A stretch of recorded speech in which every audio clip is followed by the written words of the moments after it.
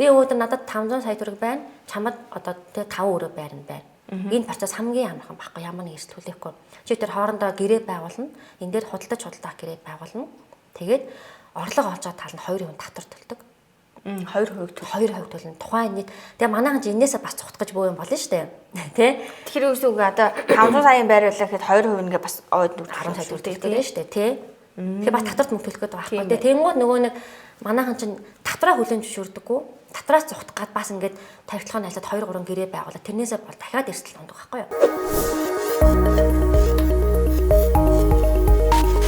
Сайн мэцхан үзэгчдээ томчуудаас нэвтрүүлгийн шинэ дугаар эхлэхэд бэлэн боллоо. Өнөөдөр надтай ярилцахаар үл хөдлөх салбарын эксперт Уянга манай редакцид ирсэн байна. Сайн байна уу? Миний урилгыг хүлээн авч ирсэнд баярлалаа. За та бүхэнд бас баярлалаа. Би өнөөдөр одоо үл хөдлөлийн салбар залуучууд одоо орон сууц худалдаж авахтаа гардаг процессын алдаа зэргийн талаар өөрөө мэдэхгүй болгоныг танаас асууя гэж урьсан. За баярлалаа. Маш чухал сэдв байна те. За хамгийн ихний асуулт бол юм байна. Энэ байрны үн ямар үед өсөөд ямар үед буугаад идэв гэдэг дээр одоо байнга эргэлзээтэй байдаг байхгүй. Яг тэгэхээр тоглоомын талбай нэмэгдээгүй, зогсоол нэмэгдээгүй те үр шимтлээсээ юу ч нэмэгдээгүй гэж ингээл сайхан 3 сая 200 байсан байраа одоо 4 сая 100 болсон байдаг ч юм уу те. Энэ нь юу ямар учиртай гэдэг юм бол. За үл хөдлөх хөрөнгө чи өөрөө нөгөө байнгын эрэлт, нийлүүлэлт, үн гэсэн 3 юм дээр тогтдог гэсэн. Тэгэхээр манай Монголд өнөөдөр нийт одоо Улаанбаатар хотод амьдарч байгаа иргэдийн маань тал хувь нь орон сууцнд тал хувь нь гэр хороолд амьдарч байгаа байхгүй. Тэгэхээр нөгөө гэр хороолд амьдарч байгаа хүмүүс мэдээж орон сууцнд амьдрахыг хүсэж байгаа шүү дээ. Тэгэхээр нэг талаа эрэлт таагаад байгаа байхгүй. За нөгөө талаа нийлүүлэлт буюу бид нар 4 одоо уул дундаа хашигдж байгаа ч гэсэндээ ямар нэгэн байдлаар бид нар газар олоод дахин төлөвлөлт хийгээд тэр байшингаа бариад байгаа. Тэгэхээр зах зээл маань өөрөө нэг талаа эрэлт нь байна, нөгөө талаа нийлүүлэлт нь байгаа тохиолдолд үн нэг бол тогтвортой, нэг бол өсөлттэй байдаг. За өсөлттэй яагаад байгаад нэг эзэн засгаар тааж байгаа. Нөгөө нэг бодлогын хөө, нөгөө зээлийн хөө, нөгөө инфляцаа тааж байгаа байхгүй. Тэгэхээр манай нэг одоо эн чинь эдийн засгийн нэг бүтээгдэхүүн штэ. Одоо барилга гэдэг маань тий. Тэгэхээр эдийн засгаа дагаад бид нар өснө, эдийн засаг муу ахын бол барилга бүр зогсно. Салбар дампуурч гэдэг юм тий. Зах зээл уналтанд орно гэдэг шиг. Тэгэхээр би байр ахыг хүсэж байна гэдэг чинь тэнд бас байр үнд ороод байна гэсэн. За нөгөө талдаа бас нэмэгдээд байгаа шалтгаан нь бид нар өөрсдөө үйлдвэрлэгч орн биш штэ. Тий. Барилгын материалыг бид нар хэдийн гаднаас импортоор оруулж ирээд байгаа. Хэдийн бид дотоодоо үйлдвэрлэж чадж байгаа. Дотоодоо үйлдвэрлэж байгаа үйлдвэрүүд нь яг өнөөдөр 100% хангаж чадж байгаа юу. Тэгээд өртөг маань өөрөө нэмэгдээд эхлэнгууд яхаа гэхээр үн өөрөө нэмэгдээд байгаа. Одоо магадгүй сая төгрөгөөр босдог гэсэн чинь 10 жилийн өмнө байрлал тий. Сая төгрөгөөр босдоос одоо сая төгрөгөөр босдог байрлал байхгүй. Энд дээр юу нөлөөлж байгаа вэ? Барилгын материал, тээвэр, ажиллах хүчний зар. Энэ 3 нэмэгдээд байгаа юм чинь нөгөө барилгын хамж ашигтай ажиллахын тулд мэдээж тэн дээр ядаж дахиад 30-40% үнэ нэмнэ. Тэгэд чи ашигтай байх хэрэгтэй гэдэг энэ үзүүлэлтүүд одоо ороод ирэхлээрээ үл хөл хөрөнгөний угаас өсөсгөө нэмэгдэж байгаа. Зөвхөн тогтвортой яаж байлгах вэ гэдэг бол дараагийн асуудал болж байгаа. Тэрнээс дандаа нэмэгдэнэ гэсэн үг. Өнөөдөр бид нар 5 жилийн өмнө авсан байр өнөөдөр хэд болж байгаа гэдэг та бүхэн бодох хэрэгтэй тий. Тэгээ өнөөдөр нь бидний төгрөг ямар байгаа вэ гэдгээ бодох юм бол угаас өсгөөсөр харахгүй. Хэрвээ татвартай барийг гэвэл нөгөө бодлогын түвшинд яригдах асуудал болох юм тий. Бодлогын түвшинд яригдана гэсэн. Гэхдээ манайх Улаанбаатар хотоо бүтэн орон сууцжуулсны дараагаар магадгүй орон нутгуудаар тэлдэг ч юм уу тэр тохиолдолд үн тогтворч явах боломж байгаа гэдэг л хэдүүл ярилцах хэрэгтэй. Тэгэхээр нөгөө шууд хараалаа өөс муу сайнуд үнэ нэмж гэж айгүй наанаас нь ойлгоод итгэл өөрөөсгөл. Орон сууцаа ингээд захиалал эрт ингээд газраа авцсан багт нь ингээд амар хямдхан үн хилдэг штеп. Тэгэл нэрэл 2 сая 100 ботхоор 50 м квадратаар гайгүй юм шиг санагдаад урьдчилгаагаа өгвөл гэхдээ ингээд айгүй олон хүмүүс залилуулт юм байна л да. Одоо ингээд тэнгууд орон сууцсан захиалга өгтөө бас нэг тодорхой мөрдөг зарчим анхаарах юм жоохон муу санаа хэрэгтэй л гэдэг. Тэгээ та тэрийг залуучуудад хэлж өгөөч. Тий. Манайхаа ерөөхдөө ингэдэг байхгүй юу? Хямдхан юм чи авчаа гэдэг байхгүй юу? Тий. Хямдхан байх нь аргагүй тэр чинь нэг дөнгөж босч байгаа барилга шүү дээ. Тэгэхээр тэр чинь таны мөнгөсөн мөнгөөр тэр барилгаа босгох гээд байгаа байхгүй нэг талтаа ингээд 100% биш. Урдсан борлуулалтаас мэдээж зарим одоо санхүүжилтээ хийн. Тэр барилч нэг бол өөрөө их өсөр байгаа, нэг бол банкнаас санхүүж байгаа, нэг бол урьдчилж хүмүүс мөнгө төлөнгө тэрийг нь барилгаа явуулдаг байхгүй юу. Тэгэхээр хүмүүс барилгын эрэлт орон сууцны эрэлт их байгаа дээр дайлимдуулж зарим нэг бүр санаатаагаар барилгын компаниудын захирлууд, борлуулагч нар, доор нь ажилладаг захирлын туслахууд бүр нийлж агаад одоо захиалан барилга гэрэн дээр луур хийж байгаа байхгүй юу. Яагаад луур хийгээд байгаа гэдэг нь ерөөсөө үл хөдлөх хөрөнгийн тэр гэрчлэгээ ягаан гэрчлэгээ байгаа шүү дээ. Тэр юм байхгүйгээс луур хийгээд байгаа. Тэр байх юм бол тэрийг хурамчаар үйлдвэрлэн, тэрийг хурамчаар гаргаж байгаа хэцүү шүү дээ. Тийм болохоор зүгээр би ингээд гар үсэд хамгатай тэр гэрээ байгаа болохоор тэр гэрээ би хэдэн чов хийж болно шүү дээ. Би өдөө чамтай хийчихэд маргааш дахиад өөр хүнтэй хийчих болж байгаа байхгүй юу. Тэгэхээр энэ дэр анхаарна гэдэг маань өөрөө айгүй хэцүү. Тухайн байрлал тий асуудалтай юм уу, санхүүгийн чадамжтай юм, энэ барилга байрах уу, байрахгүй юу. За бид нар хэрвээ хурдын барилга бол баг шууд аавна тий. Баригдсан барилга хамаагаа авч ийн. Угаасаа баригдана гэд баг газар ширны ажил эхлэх байхад манайхан тухайн одоо зах зээл дээр танигдсан компани хамаа шууд авчдаг байхгүй юу. Зүгээр нэг баригдаагүй зүгээр нэг одоо олонний танил биш. Энэ ганц болгоч, хоёр болог манайхан тэрэгтдээ судалдаггүй. За нэрээ чиний хэлдгээр 2 сая юм байна. Хямдхан маань авчдаг. Гэхдээ тэн дээр хэн хохироод байна вэ гэхээр бид нар хохироод байгаа байхгүй юу. Бид нар тэр мөнгийг өнөөдөр хадгаламжинд хийсэн байсан бол жилийн дараа 2 жилийн дараа ямар алдсан байх вэ? Гэтэл нөгөө барилгын компани тэр мөнгийг барилгын дуусахгүй мөртлөө стил тэнд бизнест ороод эргэлдүүлээд байгаа байхгүй юу. Тэгээд яг тэр захиалан байрлал гэрээ нь өөр учир дутагдaltaй алдан торгуул гэж юм бэдэггүй. Бэсэн тэрийг хизээч тэр төлдөггүй, биелүүлдэггүй. Өөрөө барилгаа одоо шил энэ оны 4-р улиралд оруулна гэж гэрэн дээр тусгачаад тэрийг оруулахгүй байсан төлөө бид нар торгуул алдан төлдөггүй. Гэхдээ стил нөгөө тал бид нар мөнгө төлөхгүй бол алдан торгуултай тухайн мөнгө төлдөг. Тэгээд дахиад 2 сарын дараа бид нар байргуу суучдаг. Тэнгүүд яа төгслөрөө барилгын компаниуд би зарим нэг л хэлж байгаа шүү. 4 жилийн өмнө би 60 сая төгрөгөөр 2 өрөө байр авах гэж захиалсан байгаа байхгүй юу. Тэгээ одоо өнөөдрийн мөнгөний үнц нь ямар байгаа вэ те? Тэгвэл одоо өөч 60 сая төгрөг аав. Би одоо 60 сая төгрөг нэг өрөө барьж авч чадахгүй шүү. Тэгээд өнөөдөр мөнгө болчиход байгаа байхгүй те? Тэгэхээр тэр хүнээс би одоо шүүхээр нэг хэмжил тэр алдан торгуулд авмаар байхгүй. Аваад тэр мөнгөд болно гэж нэг торгуулд алдан чинь нийт үнийн дөнгө 50% сэтэрдэггүй. Тэг үсрээл тэрний 80 90 сая төгрөг. Тэргээ би дахиад нэг өрөө барьж авч чадахгүй байхгүй. Тэгэхээр би иргэдээ хэлээд байгаа нь тэр захиалан байвал гэрээ хийхдээ маш сайн анхаар давхардуулахгүй байх хэрэгтэй. Надаас гадна өөр хүнтэй зараагүй байх хэрэгтэй. Бичгийн ав тодорхойлолтын ав. Тэгээд тухайн болгоны санхүүгийн чадамжтай юу? Яг гүйцэтгэх тийм үү? Өөр ямар газар төсөл хэрэгжүүлсэн гэдгийг заавал асуух хэрэгтэй. Тэгэхгүй бол яг үндэ захиалгын байрлалыг бид нар усын бүртгүүлдэг. Ууганд бүртгүүлнэ гэсэн заалт байдаг боловч урьдчилан бүртгэл хийн гэсэн боловч хизээж байрлалын компани тэр урьдчилан бүртгэл хийдэггүй. Хоёрдугаар захиалан байрлалыг хизээж натратор ордог. Натрат гэдэг хүн чинь яа дээ? Бид хоёрын хоорондох хилцлийг хөндлөнгөөс гэрчлээд байгаа байхгүй юу? Энэ хүн энэ хүнд мөнгө өгсөн, энэ хүн байраа өгнө гэсэн. Гэтэ хин ч нотолдоггүй. Тийм болохоор тэр хүн зүгээр компанийн дарцыг дараа тэр хүн хувиасаа хувируугаа мөнгө аваад ингээл өөр хийгээд яваад байгаа байхгүй юу? Тэгэхээр төрөөс ямар тийм бодлого байдаггүй, хуульчилдаггүй. Тийм болохоор хүмүүс маш их хэмжээ мөнгө алдаад байгаа. Харин тийм ч үлээ. Тийм нэг сони юм билий. За би одоо ингээ нэг 30 сая төгрөгтэй. Тэгээд тэрийг барьж очиод өгөөд авдаг байрч гэж байхгүй юм билээ л дээ. Өөрхий энэ бол ерөөсөө юу бодит шалгуур биш юм билээ шүү дээ. Ер нь яг одоо байр аавна гэдэг бол ингээл барилгын компаниуд рекламыг үзэхээр амар боломжтой юм шиг ирнээс яг яваад очихоор айгүй боломжгүй юм билээ.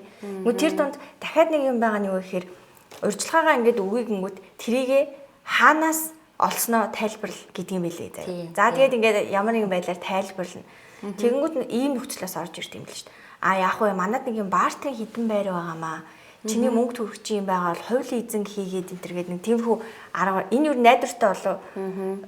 Одоо бодохноо тэр барилга дээр нэг шат матын хийсэн хүн л баартраар нэг байрмаар аваад тэрийг хямдхан зарах гэдэг идэх ч юм уу. Энэ харилцааг хинч хянахгүй шүү дээ. Тэрнээс л хохирсон хүмүүс байвал да. Тий. Одоо нөгөө наадах шин дахиад барилгын компани орж байгаа. Хэрвээ барилгын компани өөрөө санхүүгийн чадамжтай байх юм бол заавал бартер хийх шаардлагагүй. Туслан гүйцэтгэх компани бас мөнгөтэй байх юм бол заавал тэрийг бартер хийх шаардлагагүй байхгүй юу? Бартер гэж ерөөсөө өнөөдөр би чамд өгөх мөнгө алга, чи надад цохоо өгч, би чамд оронч байр өгье л гэдэг харилцаа шүү дээ ер нь бол тийм. Тэнгуү нөгөө төрч окей гэдээ авчдаг. Ах үедээ яг бартерынхаа зах зээлийн үнэлгээгээр тооцоо авчдаг. За ингээд бартерын байр аягүй хүмүүс авдаг байхгүй юу? Авахта юу одоо шалгах хэрэгтэй вэ гэхээр энэ нөхөр А гэдэг нөхөр Б гэдэг одоо нөхрийн байрлаад цонх хаалга нийлүүлж байгаа гэж бодчих л та хоёлаа тийм. Тэнгүүд цонх хаалга бүрэн нийлүүлсэн юм уу? Бүрэн нийлүүлээгүй байхад чи тэрний бартерын байрыг авчиж болохгүй. Яг л тэр хүн цонх хаалга нийлүүлж чадахгүй байвал яах вэ? Гэрээ цуслагдана. Тэгээд чиний дээр авсан байрч тавшин шиг тэгэл дуусах байхгүй юу. Гэтэ мөнгөө яах вэ нөгөө чамаас авсан. Гэтэ нөгөө барилгын компанид одоо цонх хаалга нийлүүлээгүй. Ийм тохиолдол болдог. За хоёрдугаарт хувь эзэн гэдэг юм л да. Хувь эзэн чи яадаг вэ гэхээр яг хүүгүү гэтэ хувь эзэн яадаг вэ банк шиг 10 жил, 20 жил, 25 жил байдаггүй. Хамгийн ихтэй 5 жилээр өгч байгаа. Тэгэхээр 5 жил чи тухайн одоо 150 сая төгрөгийг одоо хувь эзэн хэлэхэд чиний сарын төлөлч аяг өндөр болчих واخгүй юу. Тэгэхээр нөгөө хүнд аяг ачаал болж ирдэг. Банкны 6% дээр энэ 15% гэдэг чинь хугацаа сонцдог болохоор л бид дарамт нь арай бага байгаа даа. Хувь эзэн бол нэг тийм одоо эрсдэлтэй. За хоёрдугаар хувь эзэн бас давхардуулсан зарах боломжтой байхгүй юу. Би 5 хүнд хувь эзэн өгнө гэж баахан мөнгө өгчээсэн аа. Гэрчлэгийн л гол нь гарахгүй байхгүй чамд тэр л хамгийн том асуудал байхгүй юу. Тэгснэ байцнаа харин би ингээд давхардуулаад манай тэр алдаа гаргаад ингээд байраа зарчжээ. За тэгвэл хувь эзэн ингээд боли буцаагач мөнгө ав. Би дахиад нөгөө ямар ч үнцэн мөнгө авах гэдэг. Тийм. Тэгэхээр ерөөсөө тий хувь лизинг бартер захиалга нэрээ гуруулаа гэрчлэгээр баталгаажуулдаг доктор хамгийн эрсдэлтэй гэрээ. Гэхдээ манайх нөгөө стажинк нь азандаа найдал авчдаг. Тэгээ зарим нэг нь азан тохиогоод 2-3 жил болж байгаад байраа нэг арай гэж авдаг. Зарим нь юу ч авдаггүй. Тэгээ шүүгцээр агаад адгийн зар 10 хоног гээл нөгөө нэг анхны өгсөн 60 сая арай гэж авдаг байхгүй. Тэгээ тэр хүн 60 саяар 2 өрөө байраа одоо өнөөдөр авах гэж дахиад тэр 100 сая нэмжиж 2 өрөө байраа авна шүү дээ. Тэгээд тэр 2-3 жилийн стресс нэр мөнгө саагүй бүх юм дуусна. Тэгэл бүтэн залхаан зэрлүүлдэг. Баян хүлээн нууц чад ингээл. Ийм тохиолдлууд бас байх юм аа. Байрандаа орцсон заяа. Ингээ байрандаа амьдраад байгаа. Тэгтээ хичээлгээ байхгүй. Тэгэд яваал идэг. Тэгэл ингээл тэгж гарна гэсэн тэгэхэр тэгнэ гэсэн тэр хүний яриад ирэнгүүт нь гарын үсэг зураад тэгээд өгнө гэсэн гэл. Энэ өрн цаана хуулийнхаа өрөнд ямар процесс болоод байгаа гэсэн үг. Яагаад мөнгөө өгөө байраа авсан бол эсвэл тэр чинь банкнд тавьж байгаа бол гэрчлэгээ аваад тэргээ банкнд тавих хэрэгтэй шүү дээ. Гэрчлэгээ нь байхгүй гэхдээ байрандаа байгаад идэг. Тэгмүүд бид нар яах вэ? Байгаа юм болохоор яавал гэж гисэн шиг байгаад идэг. Тий. Яг наа чи нэг 2 кейс байгаа л да. Эхнийх нь бол тухайн барилгын компани өөрөө барилгаа барьж явах авцтай санхүүжилт авах зорилгоор дуусаагүй барилгын гэрчлэгээ гэдэг юм гаргуулад тэрийг барилгаар нь банкнд зээлэн тавьчихдаг байхгүй барьцаанд. Тэр банкны барьцаанд чиний байшин байгаа гэсэн үг. Тэгэхээр тэр барилгын компани бүтэн зээлээ төлжиж барилгач нь өөрөө барилгын компанид иржиж тэр чамд ингээд ширхэглээж ингээд гэрчлэгээ чинь гарна гэсэн үг байхгүй юу? Олж байна. Тэгэхээр тэр барилгын компани тэгээд нэг айгүй муухай юм байдаг нь юу гэхээр банк тухайн зээлийг ингээд төлөд одоо 50% нь хөрлөө штэ. Тэр нэг нь гаргадаггүй байхгүй барьцаанаа чөлөөлдөггүй. Яг нэг блокоор нь авцсан учраас. Бүр тэр чигээр ингээд төлжиж. Одоо жишээл би ингээд мөнгө төлсөн баха. За уянгагийн 2 өрөө барин чөлөөлчих гэсэн тийм байхгүй. Чи нэг зээлийн гэрээ байгуулсан бол тэр зээлийн гэрээгээ дуусал чиний барилга миний одоо барьцаа байна гэд усын бүртгүүлээд төвччихөж байгаа байхгүй юу. Тэгэхээр нөгөө барилгын компани чинь одоо 1000 ингээд барилга дуусаад та нар аваад ингээд happy байгаа гэсэндээ нөгөө талдаа банкнд төлөх зээл нь байгаад байгаа байхгүй юу. Тэр зээлээ төл дуусчиж гарч иржиж нөгөө хэдэн захиалагчныхаа гэрчлэг өгөх гээд шүү дээ.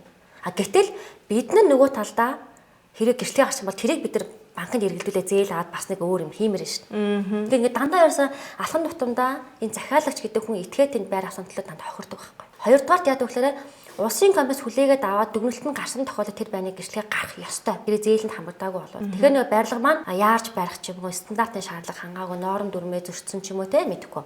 Ийм байдлаас болоод газрын маргаантай ч юм мэдгүй ингээд янз янз л байна л та. Инээс болоод улс комисс хүлээж авахгүй болвол тэр комиссийн дүгнэлт гэдэг нэг цаас байгаа заа. Нэг олон хүмүүсийн одоо гар хэсэгтэй. Энэ дүгнэлтгүй бол чиний гэрчлэгээ гарахгүй байхгүй. Тэгээ барилгын компанийн дүгнэлт авахгүй л ингээд байгаад. Тэгээ урдаас нь бид нар гэрчлэгээ авмаар штэ гэдэг нь юу зүртээ ороод амьдарч бал хүлээж л ааж гэдэг байхгүй. Гэтэ тэр хүмүүс бидрийг орж амьдрах хүртэл бүх юм хангацсан байх хэрэгтэй байхгүй. Усын хүмүүс хүлээж аваагүй чинь тэнд хүн амьдрч болохгүй гэсэн үг байхгүй. Ууг нь бол хүлээж аваагүй зөвшөөрөө. Тийм. Энд хүн амьдрч болно гэсэн зөвшөөрлөг тэр дүгнэлт өгдөг байхгүй юу. Гэтэл тэр дүгнэлтийг явагндаа аваагүй гэж хүн амьдруулад гэж өөрөө бас нэг талаараа өрөөсөл болж байгаа байхгүй. Тэр ийм хоёр шалтгаан юу нийтлэг байдаг гэсэн үг. Тийм бин тий. Бодоодсэн ч ясаа хэлдэг. Тийм аюултай гэсэн үг тийм. Тэгэхээр бас нөгөө барилгын компани судлах стагааз хэрвээ санхүүгийн чадамжгүй нэг дампуу компани сонгочих юм бол нөгөөд чинь яг одоо ийм жишээ байна л да. Нэг барилгын компани байгаа байхгүй юу. Тэнгууд нэг юм жижигхэн блок нэгсэн тахад барилга барьж байгаа. Тэг тэндээс ингээ баахан хүмүүсээс ингээ давхардуулаад бах мөнгө авцсан. За тэгээд нөгөө мөнгөө яасан гэхээр нөгөө том төсөл рүүгээ хийцэн. За яа. Тэнгууд том төсөл нь ч дуустгүй, жижиг төсөл нь ч дуустдаггүй. Тэг ингээ яваад байгаа байхгүй юу. Тэгээд бас зээл авчихсан. Зээлээс төлдөггүй. Ингээд энэ дэсээ хожиж байгаа хүн их ч байхгүй. Барилгын компани ч хохирж байгаа, захиалагч нар ч хохирж байгаа, барилгын ч дуустдаггүй, нөгөө нэг банкын зээл олгосон гэл ингээд хохирж байгаа байхгүй. Тэгээ барилгач өөрөө нэг ингээд зээл аваа санхүүцсэн болвол ингээд хугацаа нь халаад байгаа. Таймингтэй бизнес байхгүй юу? Барилга хурдан барихгүй л болоод цаг хугацаанд уралдаж барихгүй л тийм ингээд зээлийн төлбөр төлөдөө л яваад байдаг. Хурдан баригдаж хүмүүс хурдан тэр байранд мөнгөг нь тийжж хурдан ашиглалтанд орж дараагийн төслөөр орно шүү дээ тийм. Гэт ингээд эндээс авж байгаа маа энэ ч нь л зарцуулмаар шүү дээ. Тэгэхгүй нөгөө өөр том төслүүд рүүгээ өгч тэрийг хөдөлгөж чинь ингээд жижигхэн савнаас авсан мөнгөөр том савыг дүүргэнд бол хэцүү шүү дээ. Тэ? Тийм их хүлээгээд байгаа байхгүй тийм. Тэний он жижигнээс авсан мөнгө жижигээ дуусгачаад тэгээд тэр чинь нэр хүнд гэдэг нь үлдээд байгаа байхгүй. Барилгын компани аягүй том нэр хүндтэй. Тэгээд тэнд хугацаанд дуусгацсан байх юм бол тэнд байгаа орсон байрны хүн дараач том төслөөр хөрөнгө оруулалт гэдэг чинь мах дүүнэр мөнгө одоо тийшээ байр авдаг л байхгүй юу. Тэгэхээр энэ дээр бас манайх алдаад байдаг. Тийм дээ. Тэр дуусчвал нэрэл тэгээ нэг барилгын дууссан. Нэг барилгын хараад сууж. Одоо болох ингээд нэг нь ч дуусах байгаа зү дээ. Тийм газар зөндөө байдаг гэсэн үг тийм.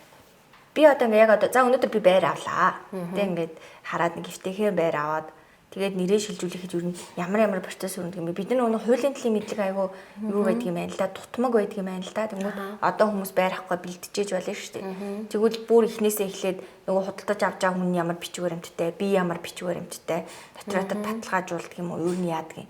Захиалж биш. Зүгээр л одоо Тэнгисийн ард байгаа нэг 2 өрөө байрыг би очиод худалдаж авч болно ш тэр хүнээс нь. Та тэр процессыг хэлбэрлээ. Ер нь бол мөнгөтэй хүн тий байр худалдаж хамгийн амархан процесс ахгүй юу? Бэлэн болцсон байрыг. Энэ дээр ерөөсөө тийм янз янзын эрсдэл харьцангуй баг. Яг бол би өөдөр надад 500 сая төгрөг байна. Чамд одоо тий 5 өрөө байр нь байна. Энэ процесс хамгийн амархан баггүй ямар нэг эрсдэл хүлээхгүй. Чи тэр хоорондоо гэрээ байгуулна. Энэ дээр худалдаж гэрээ байгуулна. Тэгээд орлого олж байгаа тал нь 2% татвар төлдөг. 2% төлнө. Тухайн нийт. Тэгээ манайхан энээсээ бас цухтгаж бөө юм болно шүү дээ. Тэ? Тэгэхээр үгүй одоо 500 саяын байр байлаа гэхэд 2% ингээ бас ойд нүр 10 сая төгрөг төлнө шүү дээ. Тэ? Тэгэхээр бас татварт мөнгө төлөх гэдэг байгаа байхгүй. Тэгээ тэнгууд нөгөө нэг манайхан чинь татвараа хүлээн зөвшөөрдөггүй. Татвараас цухтгаад бас ингээд тавигдлахын айлаад 2 3 гэрээ байгуулаад тэрнээсээ бол дахиад эрсдэл ондох байхгүй юу. Тэгэхээр би энэ байрыг заарсныхаа төлөө орлого 500 саяг олсны төлөө би 10 сая төгрөг татвар төлөх юм байна гэдгээ өөрөө нэвдээд одоо ухамсарлах хэрэгтэй байхгүй юу. Тэгэхгүй тэгэл хоолой 200 сая хийчих тэгээд юугаа яач юм ачаа. Тэгээ нөгөөх нь үгүй шүү дээ би 200 сая зараагүй юм чинь би 500 саяхан гэрээ хийнгүүт ингээ хоолой 2 гэрээ хийчих юм би чи. Тэгээ таад нь шүүхтүүл яах юм. Натратор баталгаажсан гэрээ л хүчин төвлөр болно. Тэр нь 200 саяхан гэрээ нахгүй юу? Тэ? Тэгээ асуудалтай болж байгаа байхгүй. Тэгэхээр хоёр талаас амс гэрээгээ байгуулна. Натратор заавал гэрчлүүлнэ гэрээгээ. Тэгээд үйл хөдлөлийн гэрчлэгийн хуурай байна. Тэгээ хоёр хүн 90 өлөх байна. Тэгээ 2% татвар төлнө. Усын бүртгэлээр мэдүүлэг бүгэлдэнд тэмдэгтэй оронч 20 сая төлнө. Ингээл болоо. Яг бэлэн мөнгөтэй гал өхөл. Ерөөсөө бэлэн мөнгөтэй гал ингээл болоо байхгүй юу. Тэгэл тэр усын бүртгэлс нэг 3 хоног дотор яаралтай харуул 1 хоног дотор таны гэрчлэг гаргаад бол та тэр хүн өмчлөгч нь болчихно гэсэн үг байхгүй юу. Өгнөл сонсгол сайхан амархал. Гэхдээ ухаал бичиг заасны дандаа хэцүү байдаг тий. Тий. Яг нь ерөөдөө бид нар гэрээг натратор баталгаажуулаад төлбөр мөнгө дээр ямар нэгэн нөхцөл заахгүй бол асуудал үүсэх байхгүй юу. Би одоо 50% нөгөө 50% дараад нь тэгэж өгөн тийм нөхцөлтэй тэгэж өгнө гэхлээр нөгөө гэрээний үүргийн хэрэгжилт гэдэг юм чагаж чухал байхгүй юу. 100% өгөө 100 авч мал ингээ айгүй амархан байгаас тээ. Гэтэл би одоо чамтай гэрээ байгахдаа 50% нөгье. За тэгээд байрандаа орохдоо би тэдэн хувь нөгье. Тэ? Тэгээд дараад нь тийм нөхцөл тавиа тийм үед би чамд үлдсэн 110% нөгөө тэгээ чи гэрчлэгээ надад шилжүүл мэжүүлээд ийм юм хийх юм бол айгүй төвхтэй болчихно гэсэн үг. Бас нэг хувь эзэн гэж жоохон жижигээс хувь байгаа даа. Тийм. Тэгэх юм бол жоохон бас эрсдэлтэй. Нөгөө тэр хүн гэрээнийхэн дагуу мөнгө төлж ийнэ төлөхгүй байна уу? Гэрээний үүргийн хэрэгжилтэд хангаж ийн хангахгүй байна уу? Би гэрчлэгээ хийж байгаа ч өгөхгүй юм уу? Энэ хооронд одоо ашиглалтын төлбөр сөгөлбөр хин төлхөө яахаа хин амьдарч байгаа хүлээж авсан аваагүй эвдрэл гэмтэлт бүх асуудал үүснэ. Тэгэхээр мөнгө өгсөн л энэ байны эзэн бий гэдгээр нь шууд хэлжүүлэх нь амар. Гэтэ одоо манай Монгол яг тэгж 100% төлөөд авч байгаа хүмүүс бас хэрлээ тий. Гэрээ чи өөрөө маш их одоо комплекс ихтэй байгаадаа тусмал мэдлэгтэй байх хэрэгтэй, мэдээлэлтэй байх хэрэгтэй, мэрэгжлийн үнэт зөвлөх байх хэрэгтэй болчихж байгаа байхгүй. Одоо иймэрхүү асуудлууд бас үүд юм л шүү дээ. Ингээ тэр үедээ байраа авчдаг одоо тий ингээл яарал гэрээн дээр одоо тэр үедээ за одоо чинь гадаад байлаа л гэж бодъё л доо. Тэр хүн мөнгө өгсөн би хичээхээ байрыг төр нэр дээр авсан байлаа. Игч маань ирээд надаас байраа авах боллоо. Энэ дүүгээс амар төвхтэй биш үү те? Тий шүү дээ. Ямар процесс дамжих вэ? Одоо наач аягүй их байдаг байхгүй юу? Гадаад байгаас мөнгөтэй. Тэд чинь ингээ тогтмол орлоготой байгаа тийм. Ер нь манай монголчууд чинь энэ чинь байр ахын төлөө тэнд ажиллаад байгаа зү хөөрхий амт тийм. Эсвэл тэнд нэг хүүхдээ нэг гайгүй эрүүл орчин төсөх гээд энэ чинь нэг хэд байр тэрийг нэг жоон түрээсэл нэмэлт орлого олох гэж байдаг тийм. Тэгээ яад өгөхлээрээ за би нэг ихтгэлтэй хүн дээ. Ээжийнх нэр дээр аавынх нэр дээр дүүгийнх нэр дээр чи ингээ миний үнэс гэрээ байгуулчих. Би энэс мөнгөний явуулыг авчдаг. Тэгээ нэг 100 мөнгө амралтаараа ч юм уу нэг ирээд гинт та нөгөө байраа нэрээ шилжүүлж авъя гэж шилжүүлэхлээр нэг бол бэлгэлийн гэрээ гэдэг байхгүй юу? Бэлгэлийн нэг бол худалдаж худалдах гэрээ. Дахиад тэгээд дахиад нөгөө татварын асуудал үүснэ. Гүн чи миний байр штэ би ингээ мөнгө өгсөн байхгүй гэ 1000 яриад яах юм? Танаа ээж чинь нэр дээр очсон юм чинь чи ээжээсээ худалдаж ав. Эсвэл ээж чинь чамд бэлгэлэг гэдэгчдэг. За тэгээд бэлгэлийн гэрээ би байр авлаа. Байр авчия. За тэгээд бэлгэлийн гэрээг магадгүй би нэг байраа айл нэг банкны зээлд хамруулах гэж барьцаанд авахгүй ч зарим нэг банкуд нь бэлгэлийн гэрээ бид нар барьцаанд авахгүй гэдэг. Бэлгэлж байгаа хүн буцаага авчих эрсдэлтэй байхгүй. Тэгнэс дээ. Ямар сайн. Одоо нөгөө мэдгүй ах нь ч юм уу дүүн ч юм уу нийнхэн дургу хүрээдсэн чинь би энэ бэлгээ босч авлаа. Гэхдээ тийм тохиол байдаг байхгүй юу? Одоо юм дүүд ингээ байр өгчдөг заяа. Тэгээд дүүн ингээд одоо гэр бүл зохиож байгаа юм чинь дүүд ингээ байр өгчөд бэлгэлчээгээ бэлгэлж байгаа байхгүй юу? Тэгээд нөхцөл тавьдаг бэлгэлийн гэрээ нөхцөлтэй байж болдог байхгүй юу? Ийм нөхцөлийг хангасан тохиолдолд энэ бэлгийг чи ингээд яг эзэмшнэгээ өгчдөг заяа. Тэнгууд нөгөө дүүн нэг хүнтэй суудаг. Тэгээд хүнтэй сунгууд яах нь тэр өмч тэр хүний болон тэр эхнэрийнх нь өмч болно да гэрэлцсэн юм чинь. Тэнгууд тэрвзээ тэр хоёр хүнийг гэрлэлт цуслагдах ч юм уу. Эсвэл одоо мэдгүй ихнэн таардуу ч юм уу болохгүй Ахын суулчих юм асуудал бол гэхэд тэр хүн байраа буцааж авч болно гэдэг нөхцөл тавьчихдаг. А нөхцөлгүй бэлгэлэнгээрээ хийх юм бол ямар тохиолдол боцох вэ гэхээр та тухайн ахыгаа маш ноцтойгоор гомдоосон гэр бүлд нь болон өөрт нь өөр хүүхдэд нь занал хийсэн, амь насанд нь занал хийсэн эрүүл мэндийг нь хохироосон байх юм бол нөгөө хүн чинь тэрийг нотлоод шүүхөр нотлоод буцаад бэлгээ авч болдог. Тэнд хугацаа байхгүй. Хүн хүүхдлээ чи тэр хүний бэлгийг авсан, тэр хүн чад бэлгээ өгсөн болно. Одоо ингэ намаа ингэ те гомдооцоо энэ хүн гэдэг хүсэлтэд гаргаснаас хойш жилийн дотор тэрийг нотолж чад байраа авч чадахгүй бол тэгээ тэр ингэ хүчингүй болчихдог гэсэн үг байхгүй. Тэгээ хүмүүс энийг андуурдаг 1 жил гэдэг. 1 жил би тэр өнөөгөө гомдоохгүй бол энэ байр миний хочно гэдэг үгүй. Ирэх хүүснээс хойш 1 жил. А ер нь бол та бэлэг хүнээс үнгүй юм авчиж байгаа байхгүй ойлгомжтой шүү дээ. Үнгүй авсан чинь тэр хүнээ гомдооморгүй шүү дээ. Тэрсмэ байр. Ялангуяа байр тий. Тэгээ энэ тохиолдолд бол гадаадад байгаа хүн энд байр авах гэж байгаа бол итгэмжлээ зүгээлэх хэрэгтэй байхгүй юу? Айл нэг гадаадын консулын газар чинь нэг одоо итгэмжлэл олгодог натрат чи үүрэг гүйцэтгэх хүн байгаад байгаа шүү дээ. Тэр хүн ийшээгээ итгэмжлээг зүг болгох таахгүй.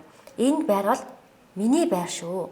Би мөнгөний төлж авч байгаа. Гэхдээ Монголд миний өмнөөс манай дүү гэрээ байгуулах гэдэг бичих хэрэгтэй байхгүй юу? Тийм итгэмжлэл хийгээгүйгээс болоод энд байгаа нөхөр нь зүгээр сэтгэлийн хөдлөөр очиод мөнгө нь байна. Би авчи, би бол итгэлтэй өнгө авчдаг. Эргээд нөгөө хүн лугаа гэрчлэгээ шилжүүлэхээр асуудал гардаг байхгүй. Яг нөгөө нэгэндээ үгүй гэж хэлж чадахгүй ойлголцохгүй байсаар аюу тайлцаа шиг л мэдхгүй байхгүй хөө. Мэдх юм бол үгүй чи консулын газар очичоо. Тэгээд ингээд би ингээ өөрийнх нь нэрээр байр авах гэж. Гэтэ манай ээж миний өмнөөс гэрээн дээр гаруус зурна гэдэг л юм хэлэх гээд байгаа байхгүй. Тэрийг манайхан мэддэггүй болохоор амарчлал мөнгөө шилжүүлээ нөгөөтний байр авлаа. Тэгээд дараачийн процессыг бодох.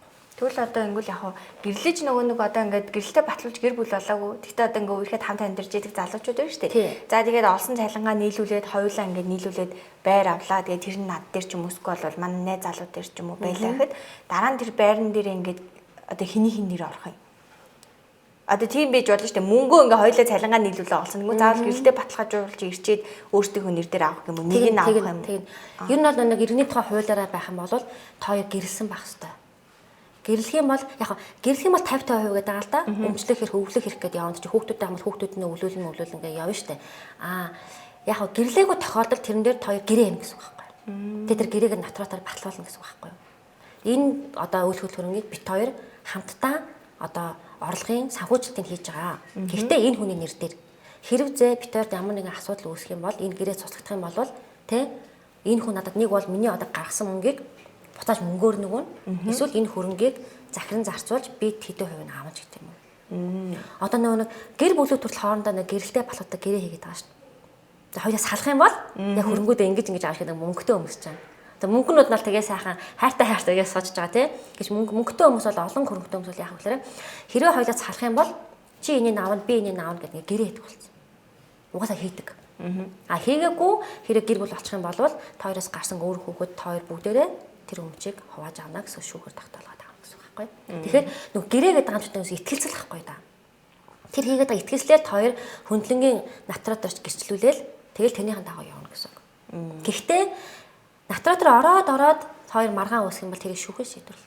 Тэгэхээр нөгөө хэрвээ чи ингээ мөнгө өгч бол дандаа баримттай ах хэрэгтэй. Дандаа баримттай. Одоо мобайл забаар шилжүүлж болохгүй хэрвээ тэгж байгаа бол тий сар болгон чи 2-3 сая төгрөг хэрвээ магадгүй тэр банкны тэр одоо лизинг өгж байгаа, зээлэнд өгж байгаа дандаа баримттай байх хэрэгтэй. Очиж төлбөрийн баримтыг авах нь. Тийм нэг бол төлбөрийн баримт нь аавна. Тэгээ яг нь мобайл лайсенснээ дагаад нөгөө нэг банкнаас юу авч болдог л доо. Гэтэ шүүхтэр бол яг ч тэр мөнгө төлсөн мөнгөд баримтаж хардаг байхгүй. Тэгээ тэр баримтан дээр юу гэж бичих юм? Утга нь юу байх юм? Зээл гэх юм эсвэл нөхрийнхэн даасанд хадгалж нөхөр нь цаашаа өгдөгч болно шүү дээ. Нөхрийн зээлийн гэрээсэн тий. Тэгээ чи нөхрийнхэн даас руу магадгүй мөнгө хийж жаавал юу гэж хийх юм? Тэр байрны зээлийн төлбөр гэж хийх хэрэгтэй байхгүй. Тэгэхгүй сүүл нь чи угаас ихнэр нь болохоор зүгээр хэрэглээний мөнгө зөнгөө зээс мөнгө өгсөн юм шүү гэх маргаан гарал гарна шүү дээ тий. Тийм бай. Ингэдэггүй. Ингээд урьдчилгаага компанидаа өгөөд тэгээд ингээд банкнаас зээл маань гараад одоо ямар ч асуудал хүмбэж болно шүү дээ санхүүгөө. Тэгээд зээлээ гараад тэгсэн чинь одоо ямар нэгэн асуудал гараад банкнда байрныхаа одоо лизингийн зээлийн мөнгийг хийж өгч чадахгүй байвал 3 сарын дараа ч юм уу 6 сарын дараа ч юм уу байрын хураан мурaan ч юм уу тэр нь одоо ямар шүү юм бах вэ? Одоо яг гинтийн юм галууд мөнгө төлж чадахгүй ч болно шүү дээ. Яг тийм болохоор банк барьцаанд аваад байгаа байхгүй юу? Одоо нэг банк чи өөрөө нэг 3 сар 6 сар гэдэг нэг зээлч чанарын хугацаа гэж байдаг л да. Тэгээ харж гисалтанд орж ийн үү, яах вэ, сануулах уу, алдангийн нөхөө гэдэг тэгээ хурлаараа оруулаад нөгөө хүнтэйгээ уулзаад тэгээ хамгийн сүүлийн шатанд шүүхийн шийдвэр ажиллагаа явагдаад тэгээ таны байрыг хурааж аваад эсвэл дуудлага худалдаар оруулаад зараад тэндээ чинь таны зээлийг төлөөд зөрүү өсөл танд өгнө. Баггүй юу? Тийм болохоор нөгөө нэг ипотекийн зээл гэдэг байгаа чинь тийм эрсдэл үүсэхгүй тулд хүүг нэг баг болгоод байгаа байхгүй юу? Ипотекийн зээлийн терметр квадрат тэр өгж байгаа олголтыг төлж чадахгүй хүн байх ёсгүй гэж тооцоод л тийм хүүг гаргаад байгаа байхгүй юу? Хэрвээ чи зүгээр энгийн орон сууцны нэг 16-17% хүүтэй зээл авчих юм бол сард 2-3 саяг төлөх юм бол тэр харин чиний хувьд эрсдэлтэй болчихно. Тэ? Тэгэх юм бол магадгүй одоо чи жил ингээд төлөөгөө явуучих юм бол банк чамаас үл маргах журмаар шүүхийн шийдвэр ч юм эсвэл тэ чамаас байраж хурааж авах. Нэг бол дотоод нэг сүлжээгээрээ зарна, банк зарна, эсвэл дуудлага худалдаа одоо шүүхийн шийдвэр хамаар дуудлага худалдаа зараад тэгээд за чи зээлээ төлж чадсангүй энэ хөрөнгө бол манай банкны барьцаа юм аа. Энийг би шууд зарах эрхтэйгээд зарчна гэсэн үг байхгүй. Тийм ээ. Тэгэхээр чиний нөгөө төлсөн нэг урьдчилгаа мөнгө зөвчөн тэгэл сорой болно шүү дээ. Тэгэхээр тэр байрны нэг хэсэг байхгүй юу? Тэгэхээр чи байраа ингээд 100% тэр банкнд алдчихж байгаа гэсэн үг байхгүй юу? Тэгэхээр энэ эрсдлийг сайн бодох хэрэгтэй. Тийм. Тэгэхээр хүн эрсдлээ бодох хэрэгтэй. Нөгөө сард өгж байгаа тэр дүнгээ би яг өгч чадах уу, тогтмол өгч чадах уу гэдгийг л бодох хэрэгтэй болчихж байгаа.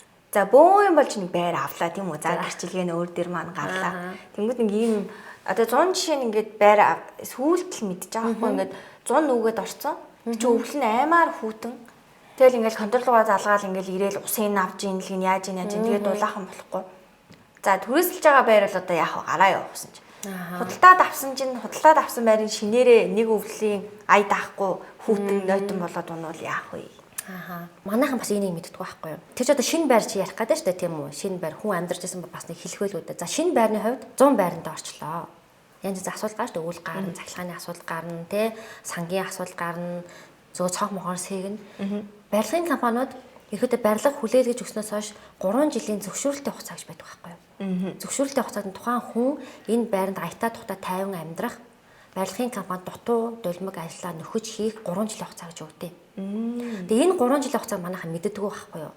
Энийгээ андуураад нөгөө сөөх руугаа шахааддаг байхгүй юу? Танаа хэний засаж юм асууж. Сөөх чинь бол дундын өмчлөө нөгөө коридор, лифт, гадна талбай малбай хариуцсан шүү дээ. Та тэр 4 ханы дундх талбайг худалдаж авчихсан сөөхөд ямарч хамаахгүй.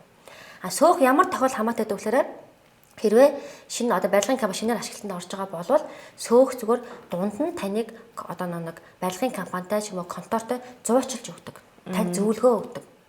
Тэ магадгүй одоо ингээд яха би бол тэгжсэн одоо менежментийн олж та яг тухайн нийт орсон суугчдаас яг барилгын компани бол дутуу ажлуудын чагсаалтыг аваад орсон суугчдаа өмнөөс төлөвлөлт авах эрх ашиг хамгаалахын тулд аваад за манай орсон суугчид аятаа тухтай амьдрахад танай барилгаас ийм ажил хийх дутуу байна. Энийг та нар хизээ хийж өгөх вэ гэдгийг нэгдсэн журмаар олуулаа өгөөд тэрийг сөөхөнд төлөөж өгч болно. Тэрнээс ганц ганцаар очихоор нөгөө хүн чинь хүлээж авахгүй шүү дээ. Тэгээ барилгын компани барилгаа бай явцсан тэнд ингээд байхгүй бас өөр газар тий. Тэгэхээр хэрэгцээ сайн сөөхтэй байх юм бол сөөхт гэж ажилтдаг гэсэн. Нэг хүснээ сөөх орсон суугчдынхаа нийтийн эрх ашигыг тий хамгаалаад тэр барилгын компанид одоо шаардлага тавьчихна гэсэн үг байхгүй юу. Тэгээд тэр хүн тэр 3 жилийн хугацаанд тэрийг засуулж авах ёстой гэсэн үг. Таар нь халахгүй бол одоо дундын шугамын солилт юм уу, радиатораа солих хэрэгтэй юм уу, тэ шугам хоолоогоо солих юм уу, яах юм мэдэхгүй байна. Ямаасаас тэр хүн таныг тэ өрөөний температур хэвийн орчинд амьдрах хэрэгтэй байхгүй тэ барилгын компани. Тэгээ 3 жил өнгөрчүүл яана гэж мэдэхгүй гэсэн үг. Тэгээ тэрийг чи өөрөө засуулна. Нэг бол контортойгоо нийлээ дахиад бөө мөнгө гаргаад дахиад нөгөө шугам хоолоогоо өргөсгөх найрсан бөө ажил болно. Тэгэхээр тэрний 3 жилийн хугацаа гэдэг аад л бид нар амжиж тэр байшингаа хэвийн болох хэрэгтэй байхгүй. Тэнгүүд одоо хүмүүс мэддэггүй шүү дээ. Ингээд байраа явцсан. Тэгээд хүүтэн байгаад идэг.